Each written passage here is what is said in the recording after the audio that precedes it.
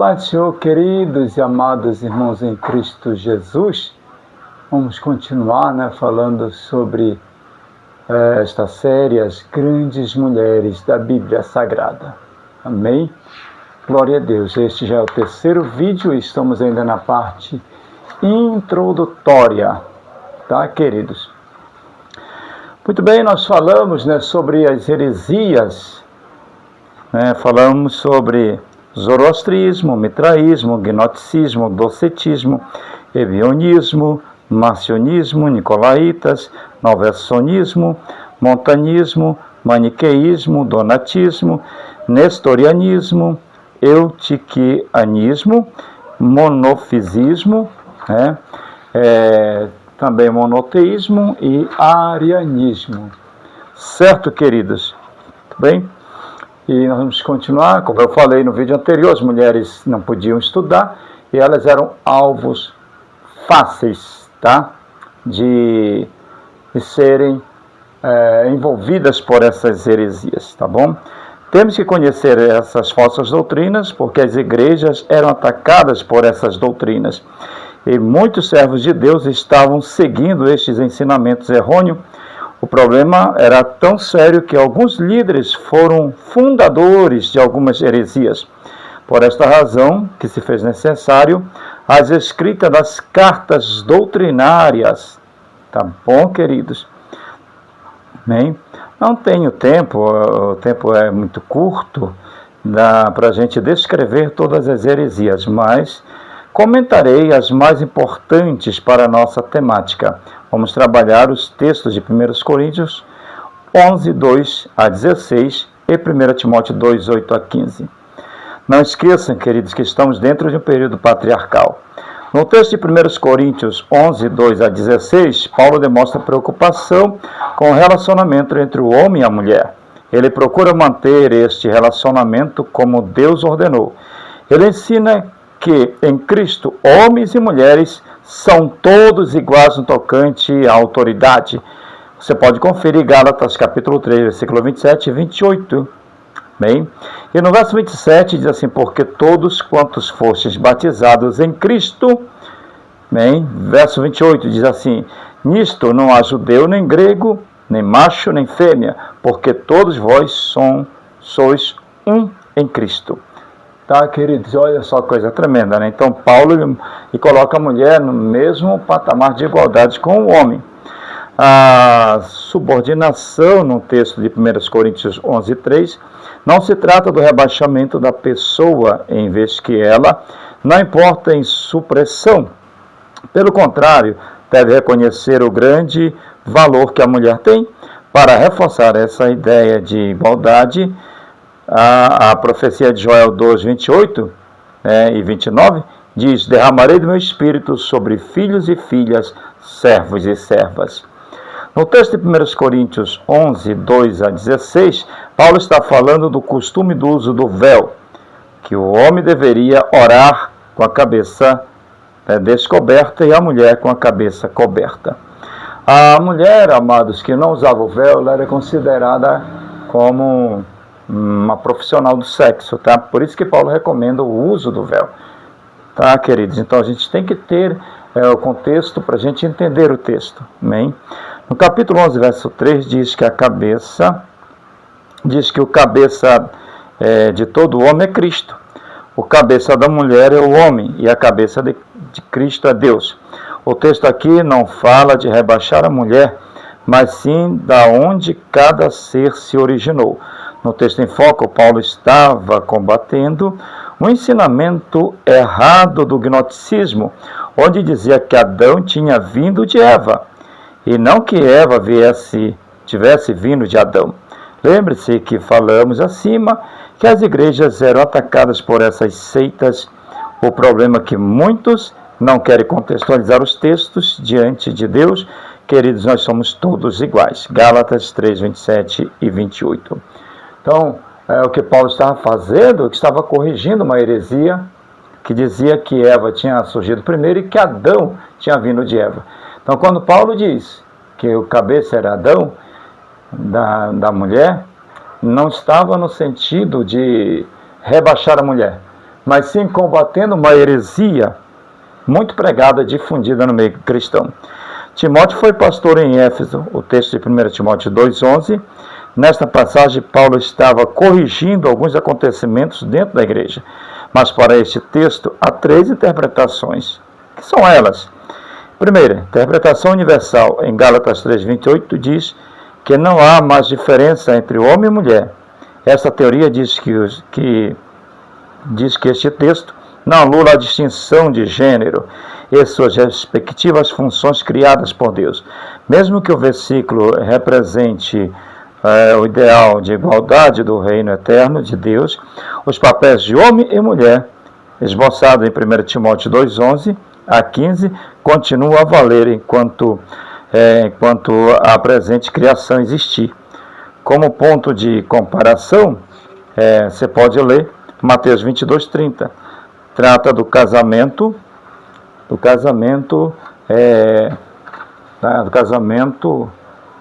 da nova criação, diferente da estrutura da criação vigente, descrita em Gênesis 2, 23, 24, e aplicável à vida atual apenas com um sentido específico e limitado. Tá?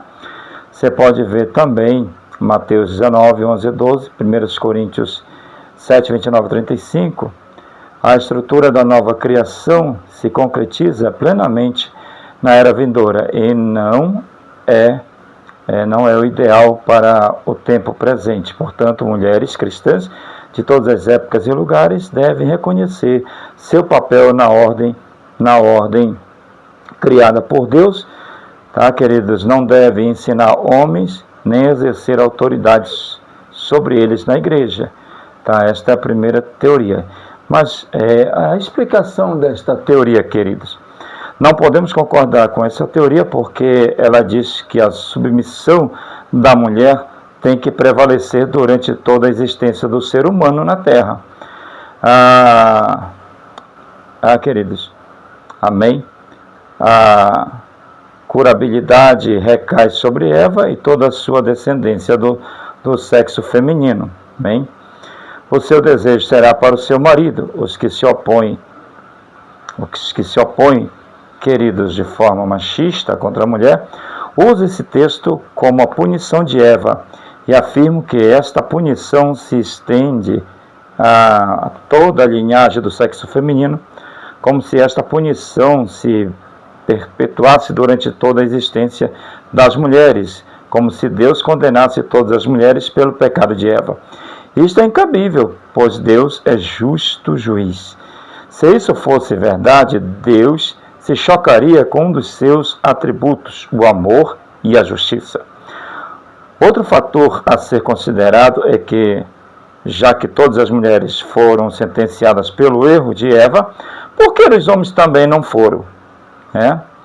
Já que homens e mulheres são descendentes de Eva. Sendo assim, esta teoria é inaceitável. A segunda teoria, queridos, a interpretação, segunda interpretação desse texto, Paulo estava falando de uma situação específica resultante de falsos ensinamentos dentro da igreja em Éfeso. Você pode conferir 1 Timóteo 1, 18 a 20 e capítulo 4, versículo 1 a 15. E também 2 Timóteo 3, 6. Há indício que esses ensinamentos estavam tumultuando relacionamentos familiares. Tá? 1 Timóteo 2,15, 4,3 e Tito 1,1. É possível que as mulheres em Éfeso estavam envolvidas pelas heresias local, estivessem distorcendo o que está em Gênesis, capítulo 1, versículo 2 e versículo 3. Tá, queridos? Bem, e individualmente, em seu ensino, talvez afirmasse o domínio feminino na ressurreição final, que de acordo com alguns em Éfeso já tivesse ocorrido. 1 Timóteo 2, 18. Amém? Tá, queridos? E engravidasse a culpa de Adão pela queda, Paulo corrige essa interpretação equivocada por meio de uma referência ao texto bíblico, mas não pretende fazer uma declaração universal sobre o lugar das mulheres na igreja. Sua intenção é apenas calar os falsos mestres em Éfeso, inclusive as mulheres entre eles, né?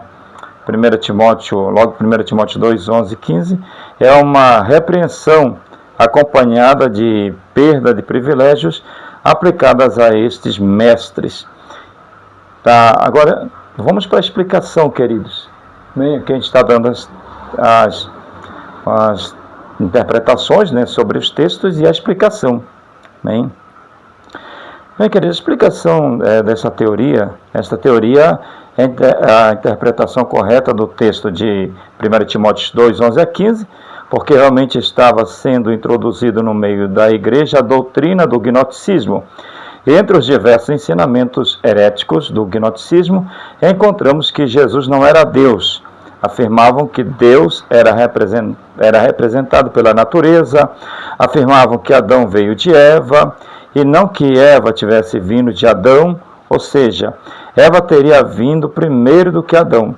Paulo corrige este falso ensino no versículo 13 do capítulo 2. Então, Paulo, neste texto, queridos e amados irmãos em Cristo Jesus, Paulo, nesse texto,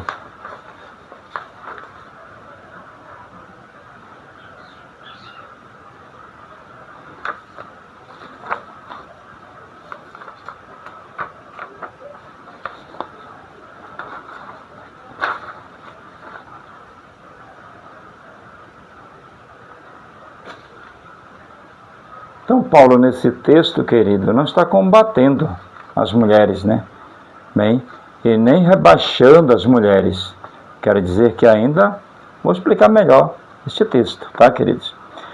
E a terceira, a interpretação cultural. Esta argumentação diz que Paulo não era dirigido necessariamente ao problema local em Éfeso, mas pressupunha uma sociedade de forte caráter patriarcal, tanto na preocupação com o decoro público, as mulheres no seu lugar, demonstrando o devido respeito pelos homens, quanto na interpretação de Gênesis 2, 7 a 22, sua abordagem mostra que, na medida do possível, os cristãos devem respeitar as normas culturais em sua missão evangelística.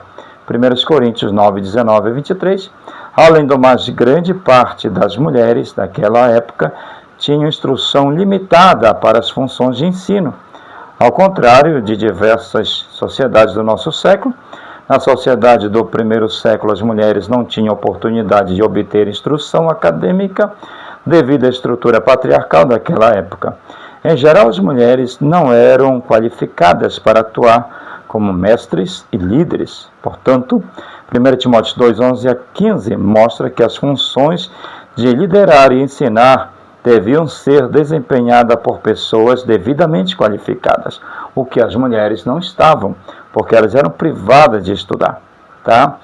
Ao mesmo tempo, há uma tendência em Paulo, Gálatas 3, 28, 1 Coríntios 11, 5, e na igreja primitiva, tá? Atos 18, 26, Romanos 16, 1 a 17, de promover o envolvimento pleno das mulheres no ministério, o que torna improvável pelo impor uma limitação universal nessa passagem.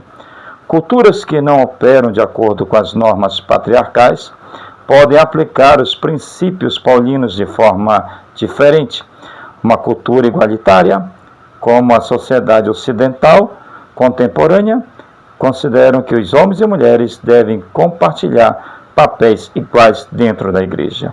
A explicação, queridos, deste texto, né, desta interpretação, esta teoria também está correta, com algumas ressalvas. Primeiro, que as mulheres não recebiam só ensinos acadêmicos, mas sim todos os níveis lhes eram negados, até mesmo os religiosos eram negados. Então a mulher não podia era proibida de estudar estudo secular e teológico. Tá? Segundo que Paulo trata o problema local, tá? Com vontade de universalizar. Então olha que coisa tremenda, né, queridos? Que coisa maravilhosa. Tá, amados? Amém. E a explicação de Timóteo 2, 9 a 15, para entender melhor este texto, temos que contextualizar que estamos diante de um período patriarcal. Neste período, só os maridos e homens solteiros tinham privilégios.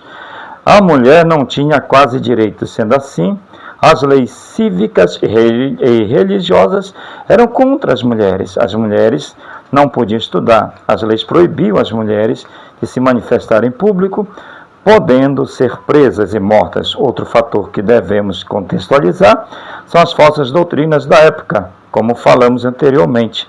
Essas falsas doutrinas atacavam as igrejas da época e, por falta de conhecimento, devido a não poderem estudar, as mulheres eram alvos fáceis. Neste texto de 1 Timóteo 2, 9 a 15, o apóstolo informa que as mulheres eram membros ativos na igreja primitiva. 1 Coríntios 11, 4 a 5, Tito 2, 1 a 10. Quando examinamos 1 Coríntios 11, 2 a 16, fica claro que tantos esposos como as esposas poderiam orar e profetizar nos cultos. Em todas essas discussões, a principal preocupação de Paulo era que, por ter cabelos curtos ou cabeça raspada, uma mulher pode ser de caráter imoral, tá? Como eu expliquei já para vocês. Porque as mulheres que usavam este tipo de cabelo eram mulheres que usavam sexo como profissão. Algumas usavam nas tranças dos cabelos fios de ouro com pequenos ídolos. Isso corresponde à idolatria, o que seria um grande pecado. Agindo assim, a mulher desonrava a Deus, o caráter do seu esposo e a si mesmo. Em Gálatas também era desonrado. Bem, e em Gálatas 3:28, o apóstolo afirma que não há diferença entre homem e mulher em Cristo. Tá bom? Ele indica a diferença de sexo, mas não entre os crentes em Cristo igualmente. Paulo explica que a atitude geral dos cristãos não deve ser de ostentar seus próprios costumes, mesmo se forem adequados. Se o código aceitável de comportamento indica uma distinção defendida entre a maneira de vestir de um homem e uma mulher, adote o que caracteriza o sexo a qual você pertence. Isto é, deve existir uma diferença entre as mulheres e os homens pelo método do corte ou estilo do cabelo. Sendo necessário manter esta distinção, aceita a doutrina, tá, queridos? Aceita a outra preocupação do apóstolo Paulo, é de que uma mulher não pode vestir-se de forma provocativa, atraindo para si a atenção cobiçosa dos homens. Uma cristã deve ser a esposa de um homem, e de igual maneira, um cristão deve ser o esposo de uma mulher. Olha que coisa tremenda, né? Amém, queridos? Amém, amados? Glória a Deus. Muito bem, queridos. Isso aqui é coisa tremenda, tá? Amanhã nós já vamos encerrar essa parte introdutória e vamos já falar sobre a primeira mulher da Bíblia Sagrada, tá bom? Desta série, tá? Que no caso nós iremos começar a falar sobre Tamar.